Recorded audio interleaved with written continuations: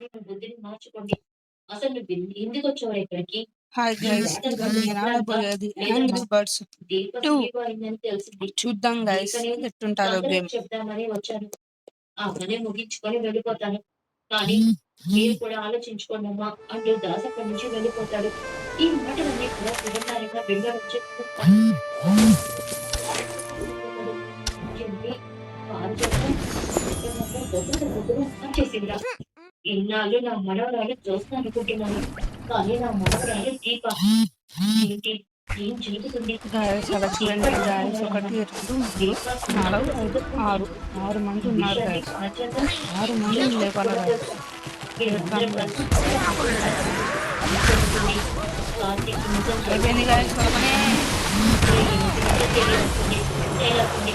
మరి మనం చేయొచ్చు గైస్. దీప ఇది బాస్ గైస్, బాస్.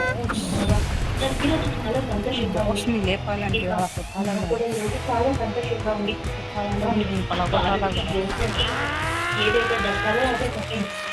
వాళ్ళు నీకు చేసిన అన్యాయంగా ఈరోజు పాపకి శిక్ష విధించారు. లేదు బాబా, మనం చూస్తుంటే బాధేస్తుంది. బాధ్యత గారికి ఈ వయసులో ఇలాంటి శిక్ష అవసరమా బాబా? వదిలించవలసింది. ఇక అలాంటప్పుడు బాధ్యతతో వారు కూడా పసికందులు మీ మీద చాలు చూపించి నేను చెప్పకుండా వదిలేస్తారా? ఎందుకు నేను చంపాలని చెప్పింది? పుట్టగానే అవతలి నీకు ఎందుకు దూరం చేసింది? పుట్టగానే తల్లిని నీకు ఎందుకు దూరం చేయాలి? వాళ్ళు నేను దూరం చేయడం వల్ల కదా చిన్నప్పటి నుంచి ఇప్పుడు గైస్ మన కిందికి తెస్తాను. పరిస్థితి వచ్చింది. నీ జీవితం ఈ రోజు ఇలా అవడానికి కారణం వారు జ్యోత్స్న కదా? చెప్పు దీప. మరి అలాంటి వాళ్ళకి ఆ శిక్ష చాలా ఉంది. ఇదే కనుక నాకు తెలిసే వాళ్ళకి ఈ శిక్ష కన్నా రెట్టింపు శిక్ష వేస్తాడు అని అనగానే బాస్ పెట్టుకోడు గైస్. Sorry guys.